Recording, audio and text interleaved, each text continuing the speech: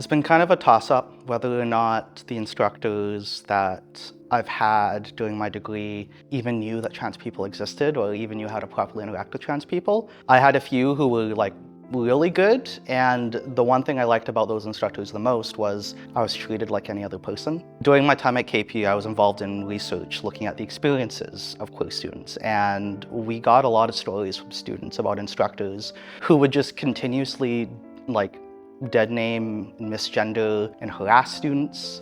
And it was just horrible because the instructor is the authority figure in the room. Like, other students kind of look up to this person. So if this authority figure is signifying that yes, it's okay to, dehumanize the trans person, then other students are going to do it too, and it just gets that much worse.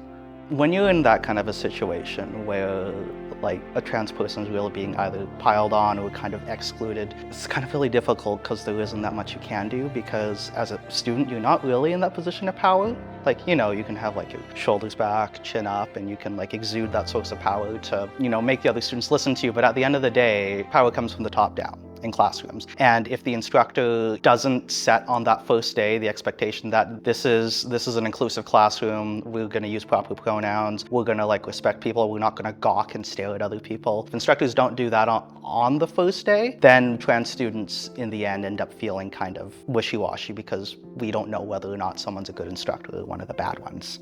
Been kind of a toss-up because when you first go into a classroom and you don't know the instructor, you don't know how they're going to react, you don't know if if they even know trans people exist. So you're kind of just left to the mercy of, well, are they going to dead name me? Are they even going to say anything at the beginning to mention that this is an inclusive space? For me personally, this hasn't been much of an issue in years because I pass really well. Most people don't even know I'm trans until I bring it up. But for a lot of my trans colleagues, it's one of those things where it's they step into a classroom and it's a toss-up whether or not the instructor is going to respect who they are as a person. And if you have an instructor standing in the front of the class, they are the people who kind of set the expectation of what the environment is going to be like, because they're the people in positions of power. So if an instructor is very laissez-faire about respecting pronouns or making sure you name people properly, other students are going to catch on, and they're not going to really respect that as well. But if you have an instructor who on the first day mentions that in this classroom we're going to use pronouns, and offers their own pronouns and offers other students to speak their other pronouns if they want to. Don't make trans students say their pronouns if they don't want to. That's a bad thing. But by just setting that tone at the beginning of class, it goes a long way to making trans students feel safe. It's really hard to operate in an educational environment when you're fearing for your life. It's kind of why you see a lot of trans students who sometimes have very kind of rocky grades, because on top of trying to do well academically, they're just trying to tread water. And in order to get training, sometimes you have selection processes that look at certain attributes of people, what was their GPA in school, or how many sales have they managed to do this quarter. And those metrics are heavily biased towards people who are able to succeed in those environments. The type of people who get a high GPA are not the type of people who are also struggling with being able to feel like a person and not constantly disassociate when they're around others. Power comes from the top down, so in the classroom, instructors are the ones that kind of set that tone. I think it should also be up to the school to provide the training for the instructor.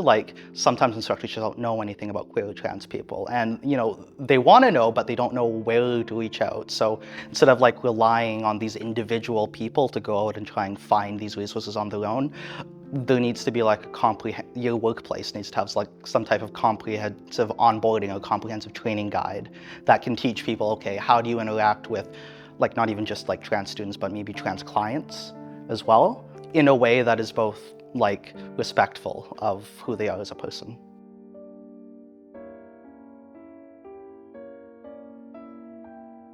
Why should you use pronouns for properly for people. It's just a basic respect thing. You wouldn't walk around calling people it, because that just feels weird. Well, unless they ask you to call them it, but in which case then you can do it, but otherwise don't. Yeah, it's a basic respect thing. You should use pronouns. just because it makes people feel better, it makes people feel included. By doing so, you're allowing them that sense of humanity that they're trying to get from the outside world, because you can feel all well and good about yourself, but if you're not getting that kind of reciprocity from other people,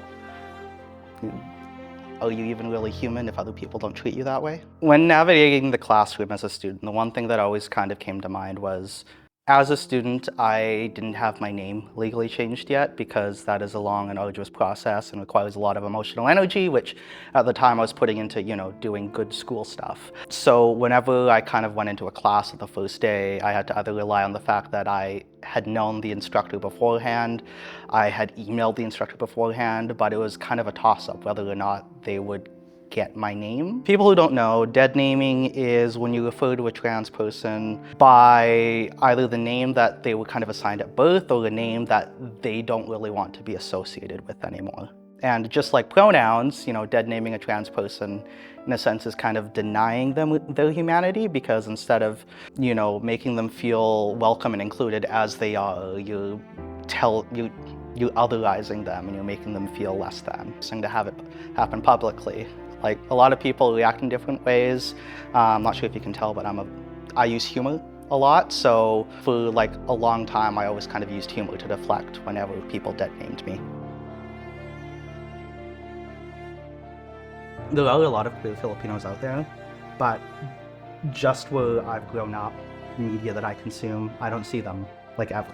Like, the first time I remember seeing a queer Filipino who was in a position of power and who also happened to be like a subject matter expert, I was probably 25 or 26, sitting in a classroom, working with like first-year Strive students at KPU, and one of the modules we were doing was talking about queerness, so we got somebody from community to come in, and they were like a queer Filipino person, and it was great, and it was amazing, and this was the first time I'd ever seen and felt represented in that kind of way, because I've come to the understanding that my queerness and my Filipino-ness are interlinked.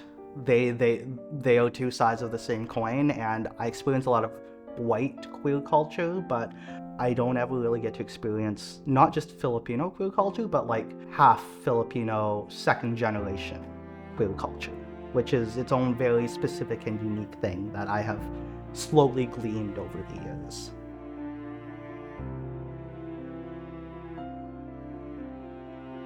But the whole job searching process, incredibly dehumanizing. And I think it's this way not just for trans people, but for everyone. Like, I was somebody who as a student was like especially involved. I did a lot of work. And I was kind of hoping that would kind of translate to, okay, once I get into the job world, people will, see what I've done and like want to hire me just like that. But one of the conditions that I had in mind is I wanted to get into a unionized environment, because unionized environments are just better for workers in general, and if they're better for workers in general, they're especially better for like queer workers or disabled workers or any other type of worker that needs that kind of advocacy. So it took me a total of 5 months to land my job at KPU, searching other kind of unionized places as well, and the entire time it's like I put all this effort into doing like such good work, and now I get rejection after rejection. There were a few times even that I was just completely ghosted from like the hiring process, which for me, somebody who still lives with my parents, that's fine. My parents have the means to be able to support me, but for like other people who don't have, that kind of support, they might have to land with a non-unionized job or the first job that they can get that doesn't have those same level of protections. So they end up being a lot more vulnerable than well-off queer people like me. And you're trying to get into a workplace, you don't know if the people hiring you are like going to be good or if they're going to be like, unequitable monsters. So it's kind of a toss-up. There's this one colleague of mine who I met during the course of my research, and his experiences are just absolutely brutal. And sometimes there are days where I kind of almost fear for his safety, because he's given examples about how, in classrooms, people actively make fun of him, people actively avoid him. And I'm sitting here thinking, well, once he enters like the job market and like goes into whatever it is he kind of wants to do, he's not going to have that community that he has here at KPU. So how is he going to survive that? Yeah, the people who are the most vulnerable are the people who need a job the most, which is kind of weird and ironic. It was nice, it felt great. I deliberately went out of my way to avoid places that I didn't know entirely for sure were like trans and queer inclusive, but again, I can do that because I have my parents to fall back on. That's not the case for most, trans students. Or trans workers trying to find a job. They have to take whatever they can get, even if that place is dehumanizing and not safe.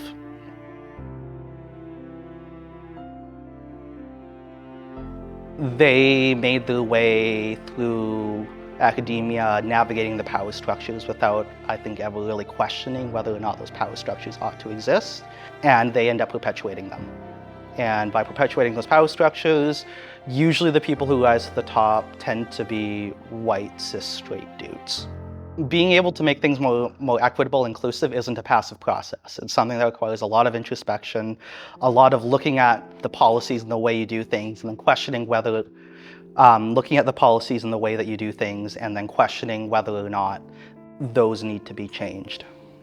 The way that we distribute power needs to change because those with power are gonna want to instinctually like hold on to it. It's not like they're like horrible human beings or whatever. That's just kind of the way power is. So the more we can distribute, the means of self-autonomy, the better it is, not just for queer people or disabled people, but for everyone. Yeah, and there's this like really weird myth out there that like for whatever reason like people of color or queer people, like there aren't enough of us in order to like hire into very specialized positions, but like that's not true. We're out there. You just need to provide, a safe enough environment for us to operate.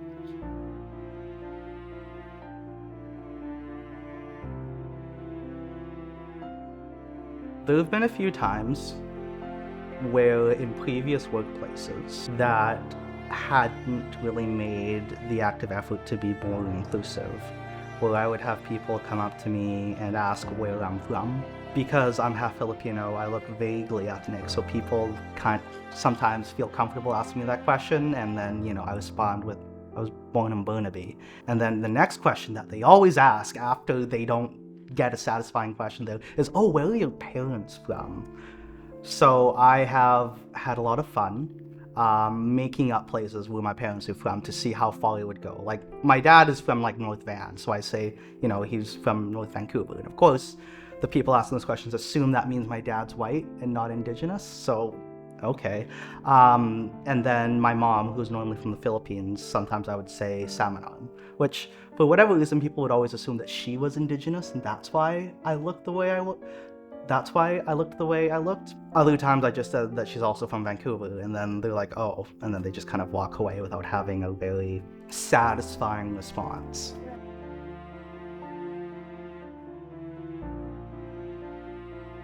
One of the things that I kind of helped put together during my time as a student is basically a queer collective. So to us LGBTQIA plus students basically like have a community they can go to. They have other people they can rely on, people with similar experiences. And I think having those type of communities, because this is like, an educational institution with students, clubs are kind of a thing that can exist, but in other workplace settings, maybe having like a committee focused on equity, diversity, and inclusion, having that type of space for like your queer employees is something that's really important. It kind of goes back to the whole usage of pronouns, because the sense of community and being accepted by a community is what makes you feel like a person. And that sense of not being a person comes from either not feeling you have a community, or having a community that, actively pushes you out and others you, which is like the worst feeling in the world. One of the first things universities can do is, when you're building courses for students, make them queer inclusive. So an example that I always like to give, and one that we kind of found in our study, was if you're taking a course on like the sociology of the family, don't just talk about like cis het families. There's other types of family groups out there. Make sure you include those as well. Or if you're even using an example as a family in some other non-family related class, just showing that queer people exist, or picking textbooks that, have queer examples is one of those things. And one of the things that I've also heard back from instructors is, they want to do that, but they don't have the resources, they don't know where to go. So that's kind of where the school needs to come in and provide those resources, provide the time for instructors to overhaul their courses, provide the material instructors need in order to make sure that their courses are, inclusive for queer individuals.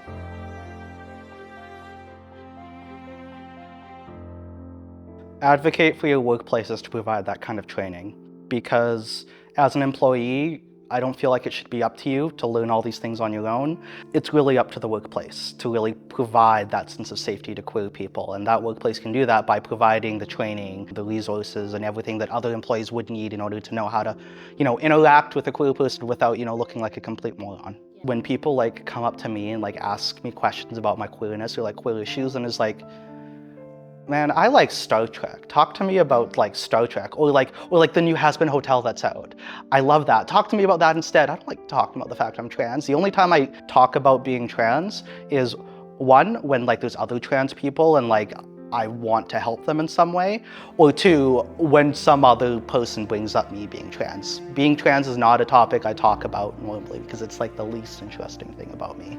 Know that queer people or disabled people or any other kind of stigmatized or marginalized group, the thing that they're marginalized for is probably the least interesting thing about them. There's a lot more cooler stuff, they might be really funny, or they might make really cool clay earrings. That stuff is a lot more interesting over, what's inside somebody's pants. Never ask what's inside somebody's pants. That is really creepy.